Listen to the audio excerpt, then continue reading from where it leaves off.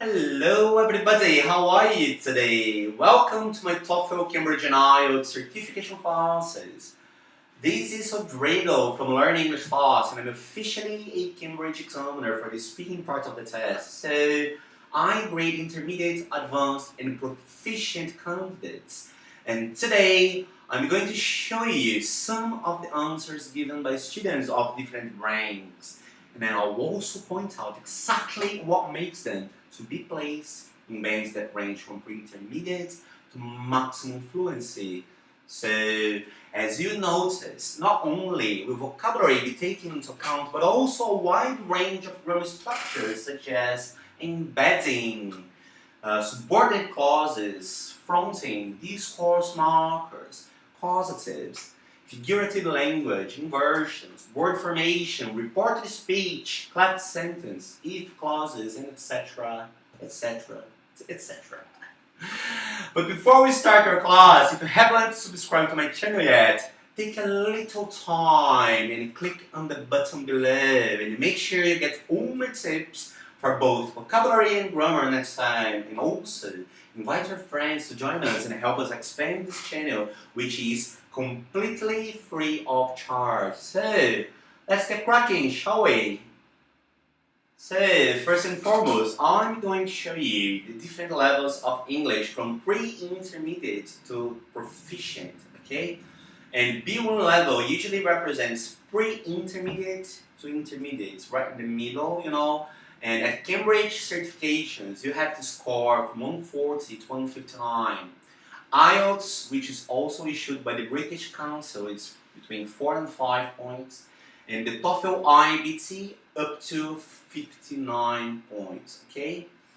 The upper intermediate level, which is good for a lot of universities around the world, it ranges from 160 to 179 at Cambridge. And IELTS 5.5 to 6.5 and TOEFL IBT from 60 to 93 points. Now, C1 Advanced, which is usually a teacher's grade. So that ranges from 180 to 199 at Cambridge. At IELTS it ranges from 7 to 8 and at TOEFL IBT from 94 to 114 points.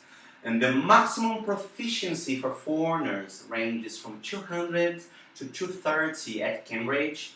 At IELTS, 8.5 to 9. And I gotta remind you that 9 is the maximum grade for IELTS. There is no 10. 9 is the maximum, alright?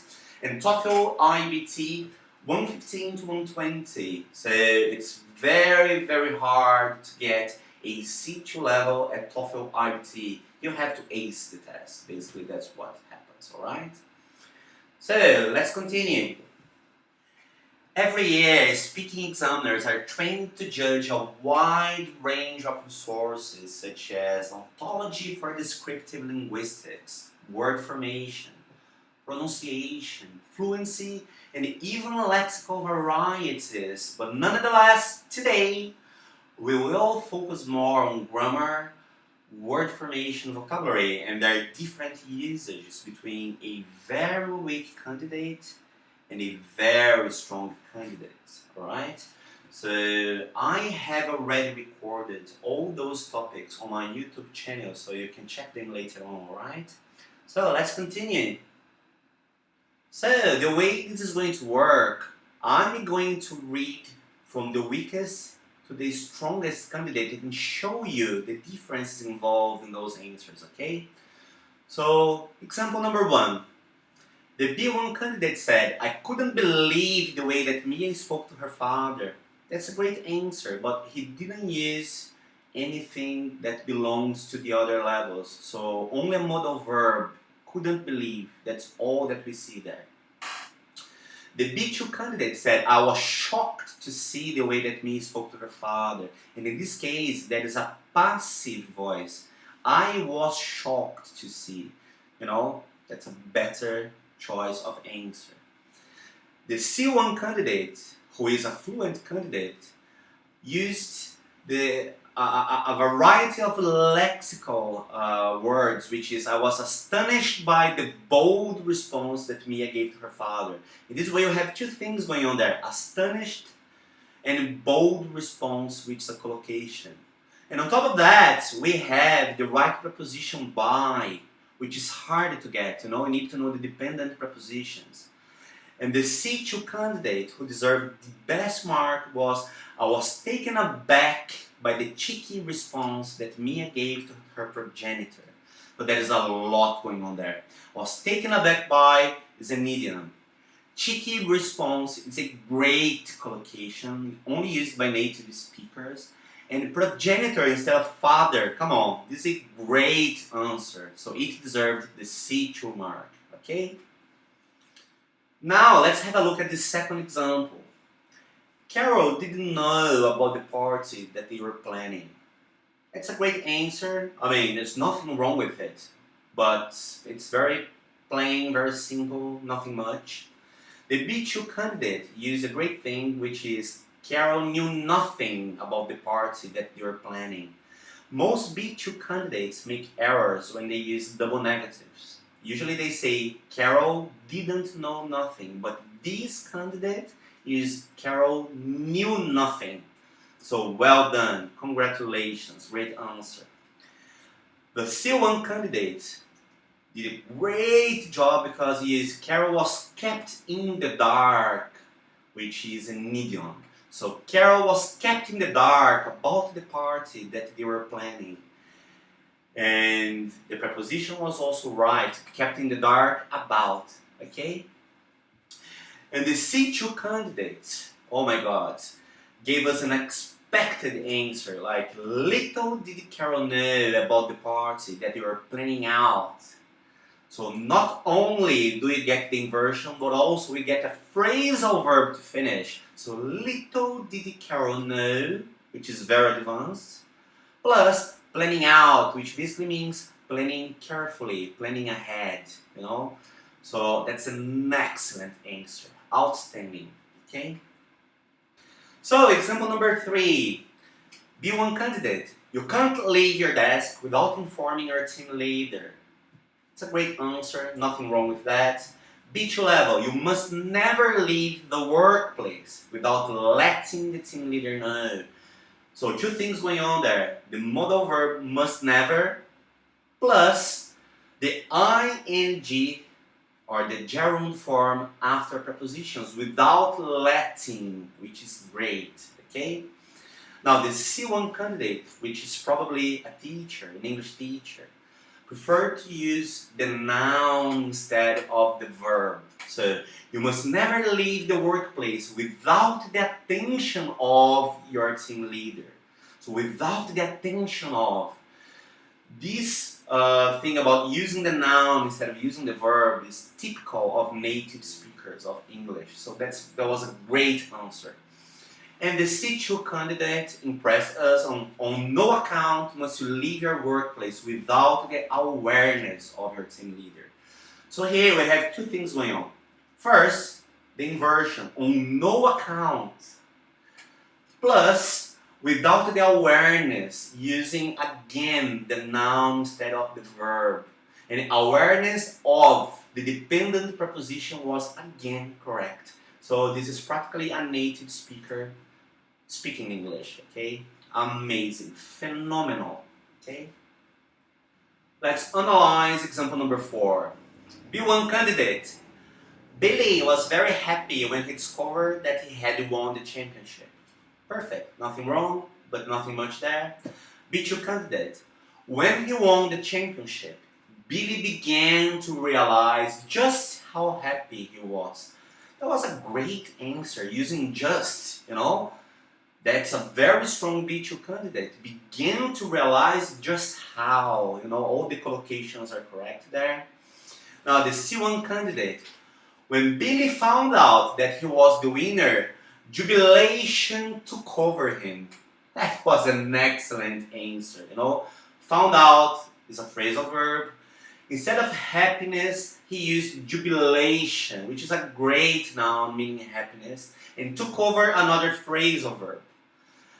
But the C2 candidate again giving us those spectacular answers like, when he won the championship, it began to dawn on Billy that he was on cloud 9. So he used two idioms in the same sentence. It began to dawn on Billy that he was on cloud 9. Like, he was super happy, you know? Oh gosh, that was the greatest answer for me. I mean, it was amazing. Let's see the other options. Number 5. Our team has won the football championship for 2 following years. Good grammar. Congratulations. Our team has won the football championship for 2 years in a row. Again, using an idiom. Great. Our team has won the football championship for the 2nd year running. That's, kind of sophisticated. For the 2nd year running, it's a beautiful way of saying the same thing. And for the 2nd year in succession, the football championship has been won by our team. Now, example number 5. Our team has won the football championship for 2 following years. Perfect answer, nothing wrong with that. B2 candidate. Our team has won the football championship for 2 years in a row. Great, so in a row, you see? There's an expression going on there. C1 candidate. Our team has won the football championship for the 2nd year running. Oh, that's a very sophisticated way of saying for the 2nd year. So for the 2nd year running, beautifully spoken. But the C2 candidate again impressed us. For the 2nd year in succession, the football championship has been won by our team. Again, we've got the noun going on for the 2nd year in succession, and then the passive voice has been won by our team. So he's got everything there. That's a C2 answer, definitely. Great answer. Congratulations. Now, example number 6. B1 student. Alice can have problems if she doesn't have any insurance. Great answer. Very simple, very objective. Great. Alice will certainly have some problems if she doesn't have any proper insurance. Ooh, so that is will certainly have, using the adverbs, any proper insurance. That's a collocation. That's great. Alice may run into additional problems if she doesn't have any proper insurance. So here you have a phrasal verb, run into additional problems. That's a great answer. But the C2 candidate, as usual, impressing all of us, Alice is prone to run into additional disputes unless she has any proper insurance. So everything is going on there. It's prone to do something, So it's prone to run into. Then, you link prone to a phrasal verb. So it's prone to run into additional disputes. Instead of using problems, disputes. Unless, and then a discourse mark right in the middle. Unless she has any proper insurance. So I'm going to read that again because that's so great. Alice is prone to run into additional disputes unless she has any proper insurance. I mean, out of this world. Amazing. So, next example. Mr. Myers was offended that some people made bad comments about his wife. Perfect sentence. B2 candidate. Mr. Myers was offended by some of the ironic comments that were made about his wife. In this case, we had ironic comments, great collocation, and were made about. That's a passive voice, so great. C1 candidate. Mr. Myers was offended by some of the unfavorable comments that were made about his wife. So unfavorable, it's kind of uncommon to foreigners. It's common to natives, but to a student, that's a great choice of word. And a C2 candidate, again impressing all of us, Mr. Myers took exception to some of the scathing comments that were made about his wife. I mean, unbelievable. Took exception to, with an idiom, and scathing comments. It's very uncommon for students, for foreigners, for non-natives to use scathing comments. So that's why these students deserved a C2 level in this answer, okay? So next one, B1 candidate. It's important to know the difference between a joke and a lie. Perfect. B2 candidate. It's crucial to know the difference between a joke and a lie. So instead of using important, use crucial. Great word. C1 candidate. It's paramount to know the difference between a joke and a deliberate lie. So in this case, he is true lexical resources like paramount, very advanced word, and deliberate lie, which is a great collocation with lie. And again, the C2 candidate giving us everything he can. It's imperial to know where to draw the line between a sick joke and a barefaced lie. I mean, he's probably spent 20 years in the United States. It's imperial to know where to draw the line between, that's a medium, a sick joke, a collocation, and a barefaced lie, which is a great collocation, very uncommon to non-native speakers, but very common to natives. So, unbelievable. Well done. So, next answer. B1 candidate. Celia never thought the venture would be successful. It's perfect, no mistakes there. B2. Celia never really expected the venture to be a phenomenal success. Wow, that's a very strong B2 candidate. Phenomenal success. So, great collocation. C1 candidate. Celia claimed that it had never crossed her mind that the venture would be an enormous success. There's a lot going on there. So, she claimed that. Had never crossed her mind, that's an idiom. An enormous success, a great collocation, it's perfect. And the C2 candidate, please. Celia had little expectation of the venture becoming a roaring success. I mean, come on, my friend. Had little expectation of. It's a great way of saying the same thing. And the venture becoming, with ing, a roaring success, which is very uncommon to non-native speakers. So that's why this guy or this girl deserves the C2 grade. That was a perfect answer, okay? So, next one, B1 candidate. I heard that the car was stolen in the evening. That's a very strong answer for a B1 candidate. Was stolen, the passive, wow. B2, as far as I know, the car was stolen in the evening. So, great discourse mark at the beginning. As far as I know, great. C1 candidate. To the best of my knowledge, the car was stolen in the evening. So that's amazing. That's very fluent. And the C2 candidate, I heard through the grapevine that the car was stolen in the evening. Oh my God, that was unbelievable. So I heard through the grapevine that the car was stolen in the evening. Only somebody who has lived abroad, again, I keep saying that, but that's true, guys. I mean, if you're a student in your own country, if you have never spent time abroad, it's almost impossible for you to use those sentences naturally. Because when you speak English, it has to sound natural. So, I heard through the grapevine that the car was stolen in the evening. That was perfect, okay? So, let's check this next answer now. B1 candidate. I don't know how to regulate the television set. It's okay. Regulate is not my favorite word for that, but it's good. B2. I have no idea how to adjust the television set. I have no idea. That's good.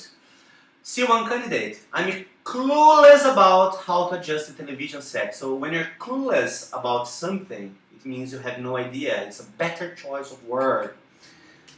And the C2 candidate again. Ta-da-da-da! I'm at a loss as to how to adjust the television set. Thumbs up, my friend. Come on. I'm at a loss as to how to adjust the television set. That's super fluent, super advanced, proficient. You deserve C2. Thumbs up. So guys, thank you so much for being with me all this time. I really hope this class was useful for you. Now, you had a more precise idea of the difference between a weak candidate and a strong candidate when they speak. I mean, not only are we talking about vocabulary, but all the grammar involved, all the lexical resources, you know, all the linguistics behind it. So thank you so much. If you haven't subscribed yet, if you haven't invited your friends yet, please click on the link below, call your friends, make sure we expand this channel because this is all for you, free of charge. Thank you so much and have a great day. Thank you, cheers, bye.